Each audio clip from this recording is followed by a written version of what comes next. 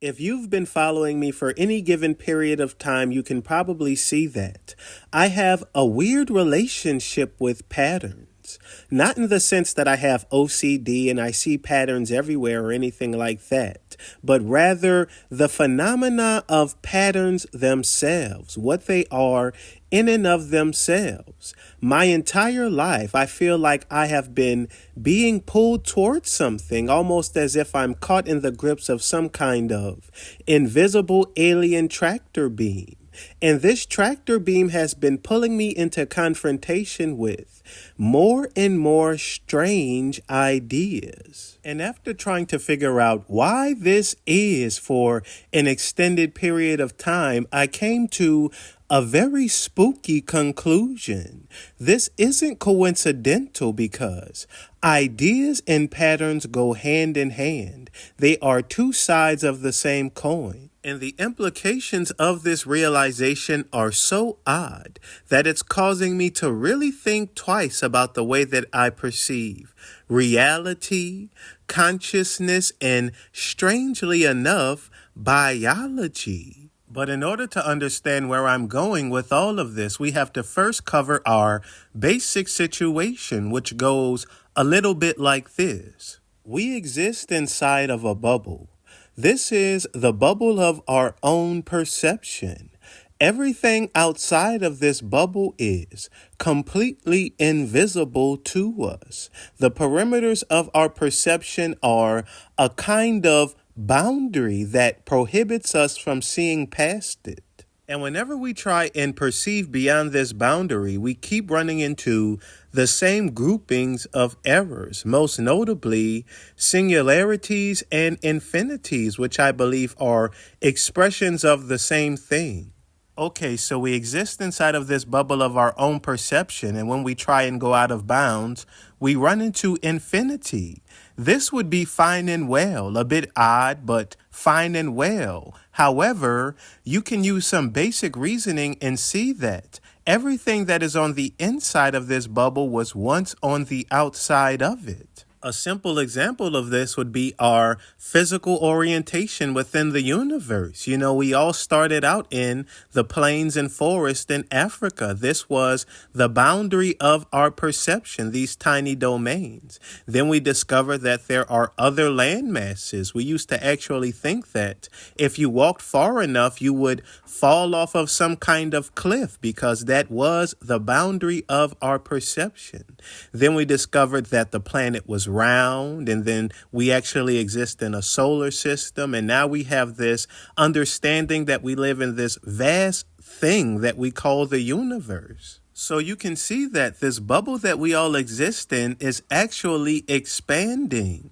And we have a word for this expansion. We call it intelligence. We call it getting smarter. But you'll see that this word intelligence is very problematic. It appears to be nature's biggest magic trick yet. No one knows exactly what it is or where it comes from. And it is this mystery that serves as a major demarcation point. You sort of choose your own adventure from here, and there is no shortage of rabbit holes to go down. However, since you clicked on my video and you are still listening to my voice, I'm assuming that you care about what I think. And the way that I view all of this, I have been developing a philosophy around this that I guess many people consider to be a bit quirky. And when it comes to understanding the situation that we all find ourselves in, I think that there is something really spooky going on, actually. I think that something really strange is happening to our brains. And I guess I should warn you that I'm probably going to go full schizo on this video, so you have been properly warned. So starting from square one, if we are trapped inside of this bubble, if we exist in this bubble of our own perception, I decided to try and figure out, well, what is all of this stuff? What is our perception? What is all of this made up of? And I figured out that this is all pattern. Our perception is fundamentally these patterns. This appears to be the main criteria. In order for us to perceive anything, it has to be some kind of pattern. You could say that everything on the inside of this bubble is information. You could say that it's all connected. You could say that everything has a relationship with everything else. But this raises two major questions, both of which appear to defy logic. If there is this phenomenon of intelligence that is expanding this bubble of our perspective, and everything on the inside of this bubble is pattern, if our perspective is fundamentally these patterns, what exactly is a pattern? This is one of those mind-breaking questions. It's kind of like asking, what does it mean for something to make sense? And after thinking on this for a while, I have come up with a framework that I call memory. Patterns are some kind of memory, and I have several videos where I go more in depth on this, and I will touch on it briefly, so put a feather in your cap. Now, the second question that needs to be addressed is, since everything that is on the inside of the bubble is patterned and everything that is on the inside of the bubble was once on the outside of it, does this imply that everything that is currently on the outside of the bubble, is it already patterned? And if it is, what's stopping us from knowing everything? Why can't we just know everything? This is the scientific wet dream. If everything is connected, then naturally one thing would just lead to the other and we would quickly know everything. But this is far from being the case. So we know things, but we don't know what knowledge is, and we don't know things, but we can't figure out why we don't know them. And with this situation in mind, I had a crazy idea. And this idea is ideas. It's as I mentioned in the beginning of this video. And what I've come to believe is our brains were invaded. Perhaps the word invaded is a bit dramatic, but there is something strange in there. It's more like our brains are this interdimensional zoo for aliens from hyperspace. And I use this word alien a bit facetiously, but you could call them psychic agents, or the way that most people refer to them these days, as ideas. I think that via our brains, these entities are able to sort of bleed over from some strange place and become materialized and present to us as patterns. And this strange place that they come from is barred from our perspective, and we are separated from it by infinity. Infinity isn't just some mathematical error, but it's more like the natural byproduct of a state of being. And this state of being is what we all consider to be time passing.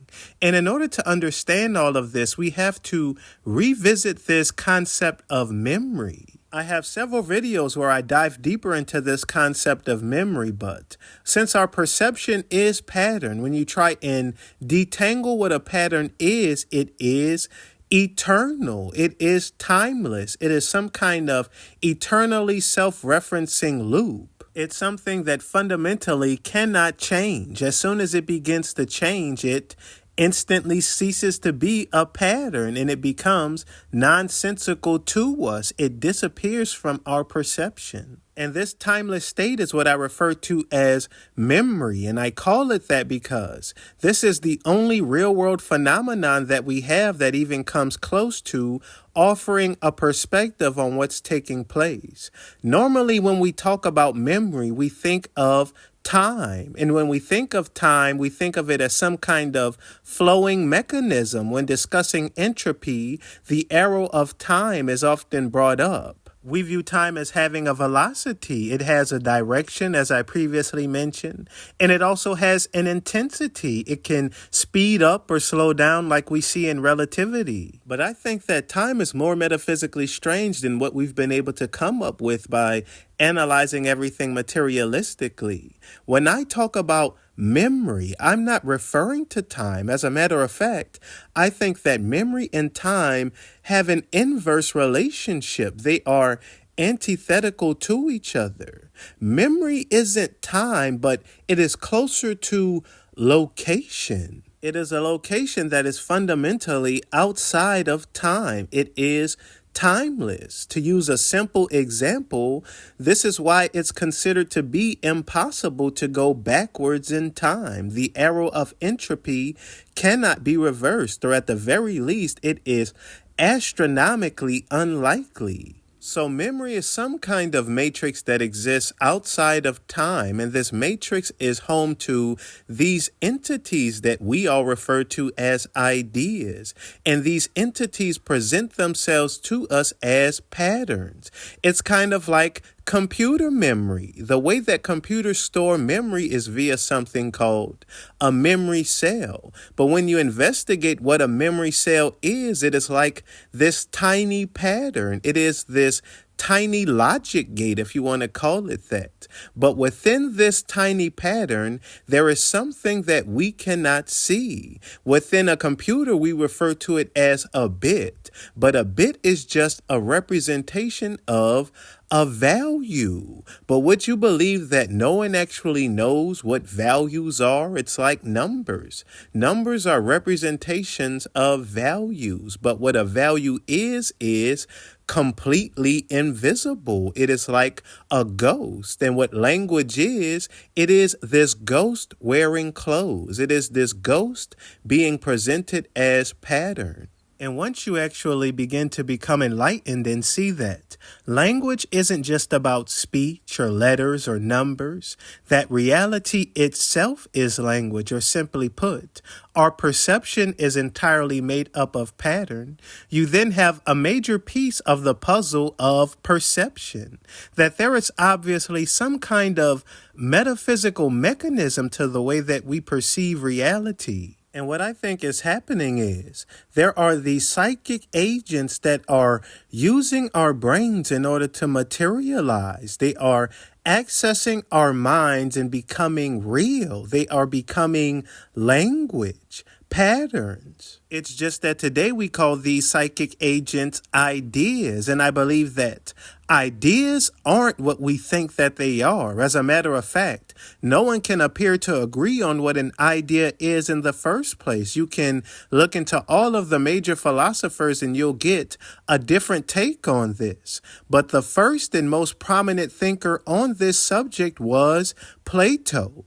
And if you pay attention, everything that I've laid out so far has kind of been an inverted schizophrenic version of Plato's realm of ideas, Plato's theory of forms. You see, the whole Platonic shtick goes a bit like this. He argued that ideas exist in some kind of plane outside of time and space where they exist as these eternal patterns. And everything that we perceive in reality are like these imperfect replication of these perfect ideas, these forms. It sounds an awful lot similar to this concept of memory that I just described, doesn't it? This timeless dimension of eternal patterns. And I promise you, I'm not some Plato scholar. I didn't look all of this up before I came up with these concepts. However, this Platonic realm of forms is described as sort of being this distant place, like it's far away somewhere and we are able to access it using our minds. But I believe the inverse. I think that this realm is closer than we are all comfortable admitting. As a matter of fact, I think that it's so close, it's right under our nose, or more accurately, behind our nose. I think that it has something to do with our brains. And I don't think that we access this plane with our mind, but more like it's accessing us. And this will make more sense when we talk about the brain, which I'll go into shortly.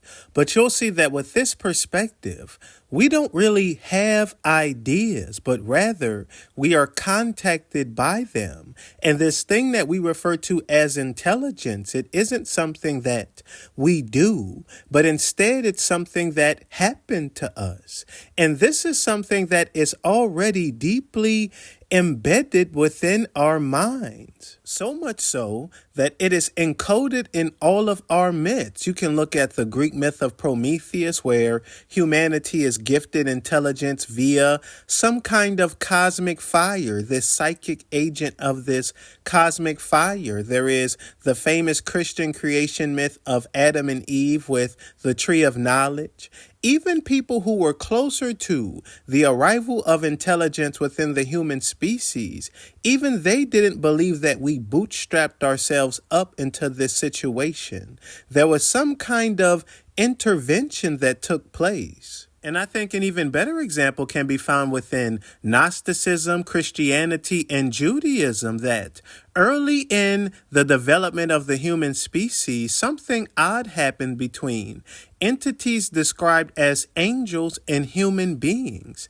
I think that most of you already know that. These angels are described to have mated with human women, and the way that they accomplish this is never explicitly explained. Some people take this to mean that these entities literally had intercourse with these women, but in order to keep the entire field of biology intact, that explanation just can't make any sense. I think you have to view it from a different perspective. From the perspective of nature, everything is about information. It is all information. As far as nature is concerned, when bees come and pollinate all of the various flowers, those flowers have successfully mated. And if you are able to view mating as a specific type of information exchange or informational coupling, then you are able to see what actually happened.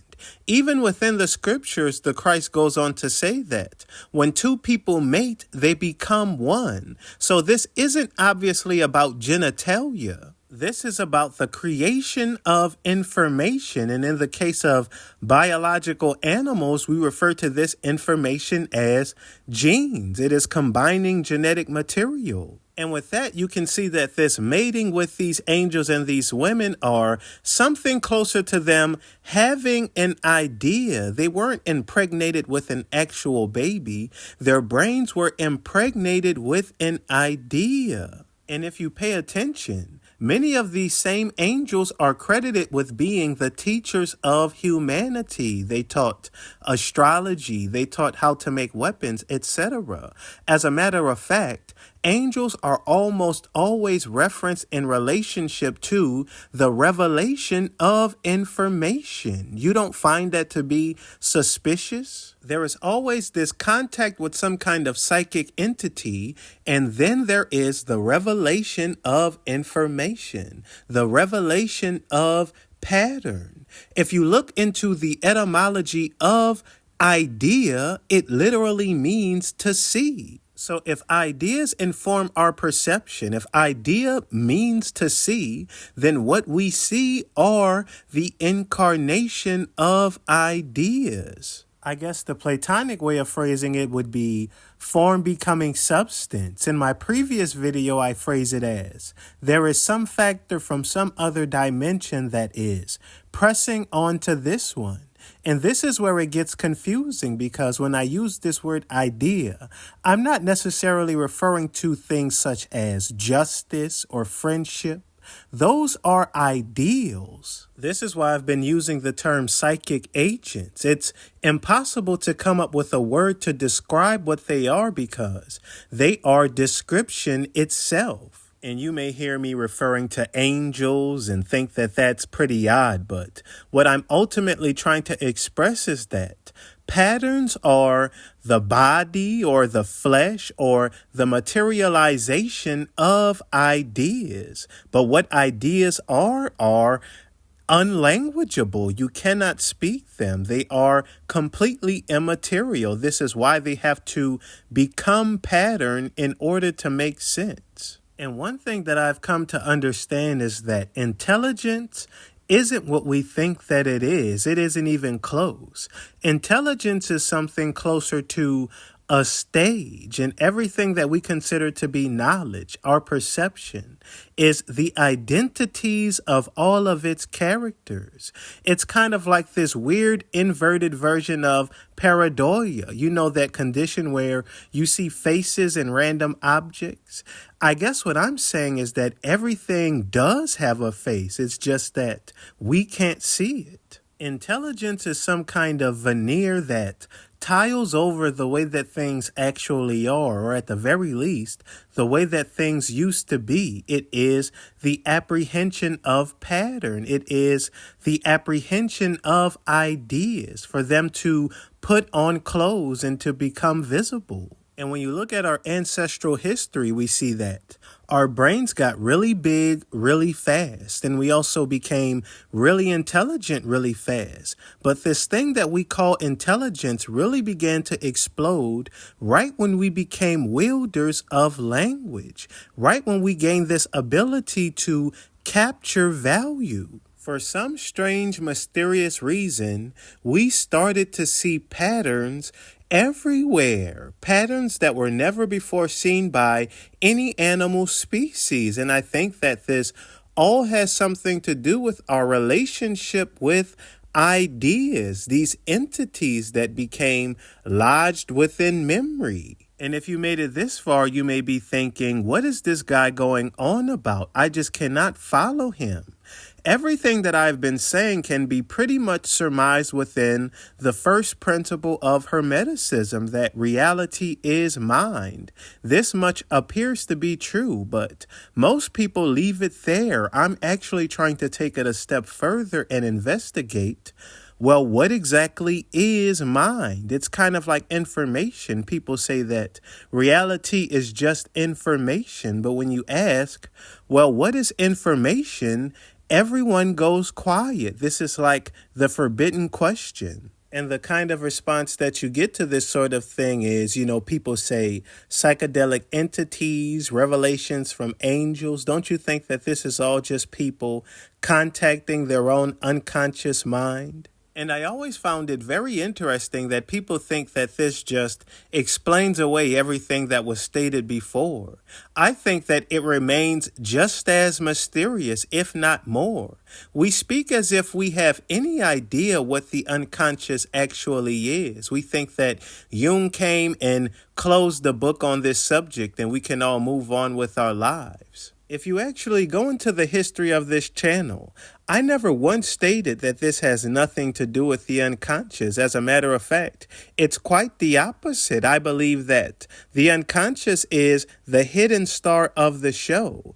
It's just that you and I probably have wildly different opinions on what the unconscious actually is. I call it the mystery, and I think that we have come into some kind of strange relationship with it due to intelligence.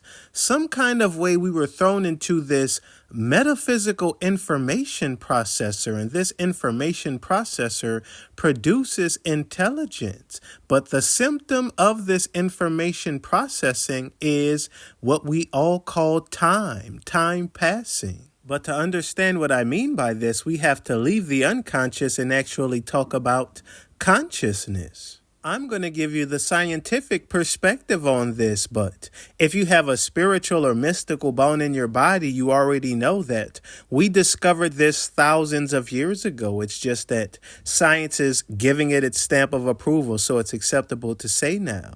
The way that this is viewed from neuroscience is that this entity that you refer to as you isn't real. I know, surprise, surprise. From the scientific point of view, the brain is the thing that's running the entire show. And for all intents and purposes, it could be considered its own autonomous entity. Kind of how we see with other animals in nature that operate based on pure instinct and reflexes. They kind of have this biological script that they run on autopilot. Well, if the brain is perfectly capable of running the show itself, what is the purpose of us? We can clearly see that we used to be like that, but we aren't anymore. It appears like our brain is expending a whole lot of energy and resources in order for you and I to be here, to have this intelligence. Well, welcome to the hard problem of consciousness. This is what I talk about on this channel.